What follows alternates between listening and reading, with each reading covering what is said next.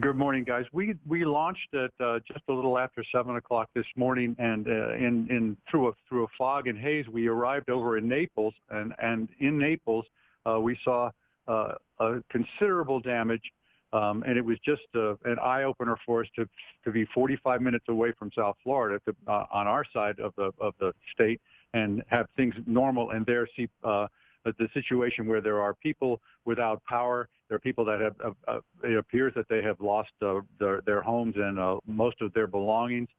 We traveled north from Naples, where along the shoreline, where we saw extensive damage in marinas, and we saw vehicles that were flipped upside down. We saw fire rescue personnel outside doing surveys more than anything else. It appeared to us from the air that the majority of the people heeded the warnings that were issued to evacuate the areas. I believe the area that we're looking at right here, this is part of, I believe that's Bonita Beach Road. That's Bonita Beach. The roadway completely covered with sand. Everything blew up across the top there. Most of those homes appear to still be upright. There was some visible damage to some of the roofs in the area of the homes there.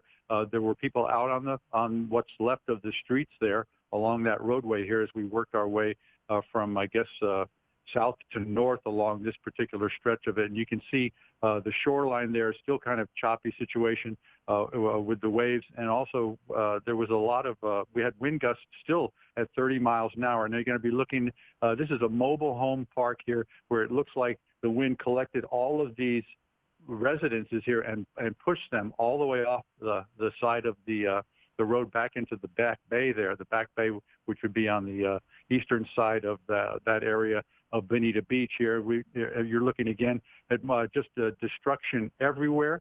It's kind of hard to fathom, and especially when you're doing it from the air, because you can see so many different things, and you want to provide pictures of all of these elements and continue to fly farther, I guess, now to the west here. You're looking at an area again, just, I'm just trying to see what we're looking at here. This is going to be, yeah, this is all part of that area of going into Fort Myers Beach, I believe. I think some of this, yeah, that's some of the pictures of Fort Myers Beach there. And that's Estero, the island of Estero. Again, fire rescue personnel on the ground, and we did come across a couple of caravans coming from Miami-Dade and Broward County that were coming across I-75 as we got to as we were coming into Naples. We saw the Broward Sheriff's Fire Services rescue vehicles. We saw a number of Florida Power and Light companies and I guess out-of-town companies that were sending all of their assets over to this area to help. There were a couple of Army helicopters that kind of rode alongside us as we were heading over towards the area of Estero to start conducting their search and rescue. The Coast Guard has been on the scene since very early, right after the storm passed through, looking for survivors and for people who need assistance. But again, from what we were seeing, real time, we've been back here on the ground at North Perry Airport now for 10 minutes. So that was 45 minutes ago, 50 minutes ago on the West Coast. The people in most of the areas that we were able to cover in our short visit over there appeared to have heeded the warnings, and if not, if they hunkered down and stayed home, wherever they were staying was able to withstand the storm. That's the early report that we can give you of what we saw. Ralph, you've been doing this for a long time. You've seen a lot of hurricane aftermath over the years. How does this compare to what you've seen in years past? Well, the easiest reference I can give you is that we flew over after Hurricane Charlie went through up there in Sanibel and Estero and those areas right there, Captiva, and the damage was intense, but it was much, much smaller. This is much more widespread. It appears that the storm surge just went over all of those not the barrier islands, but those islands right there. The damage to the farther inland was much less recognizable. It looked like there were a lot of people out. Nobody has power. Their power is out all up and down there. We didn't see one working street light or street sign any lights other than maybe emergency vehicle lights that you could see. So that from that standpoint, it's pretty intense over there what people are having to deal with, and I think that's the big shock right now is they're wondering who's going to come and help and how is all of this going to get cleaned up. I was around through Hurricane Andrew, and of course that area down in Country Walk, especially in that area that sustained the highest winds and the most damage. That was tiny compared to what appears to have happened over here with as far as the extent of the damage and the number of people that are going to be looking for places to stay and or trying to figure out if they have flood insurance or homeowners insurance or windstorm coverage or things like that, and if it's going to be possible for them to continue to live in the area that they had habitated. Ralph, we've been watching this video that you shot, you said just about 30-40 minutes ago, and we don't see a soul on this camera. I think at one point we saw maybe one fire rescue truck. That was it. It really does look like they heeded the advice of officials getting out of the area. Specifically, once again, can you talk to us about what areas this is? Obviously, it's an expansive area that Ian hit. What are we seeing on our screen right now? What area is that? Okay, this area right here, I want to say that this is, yeah, I know that for sure that this is Bonita Beach Road because I drove this road back in July, and so I'm familiar with it.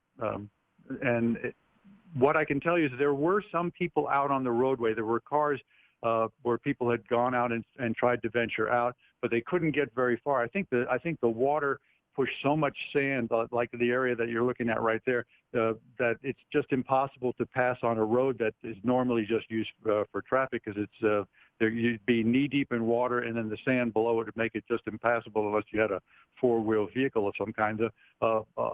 Police have closed off access to some of these roads all the way back at I-75. So those exit roads are closed, and they're not letting people come back in yet. Of course, and the process that the officials are doing right now is they're taking head counts. They're trying to establish who left and who's still there, who stayed behind, and do some kind of a head count of the number of people that are there. And of course, they're where they do have working cell phones and cell phone towers, and people can communicate. Of course, their 911 system is overloaded with that. Like for example, this pictures that you should be seeing right now, that mobile home community. The assumption is that everybody left. There's no fire rescue personnel there. There's nobody sifting through the rubble or the wreckage. And they did have that mandatory evacuation in this area. So that's going to be indicative to us that that most of the people heeded that warning and got out. So of course, it's going to take some time for them to get all those assets together. There are command posts being set up all along the areas that this storm passed through. And of course, the FEMA is going to be taking over, I would imagine, taking over control as they normally do in this situations like this with a natural disaster, and leading the recovery effort. So that's I guess the next phase, of course, and just the identification of people, as we said earlier, who's where. Where are the residents? What did they do? But that was a very astute observation. We did not see a lot of people, but we did see some people out and about, just kind of standing around from 800 feet. Maybe they look stunned. I would say that's pretty much the overwhelming viewpoint that we had.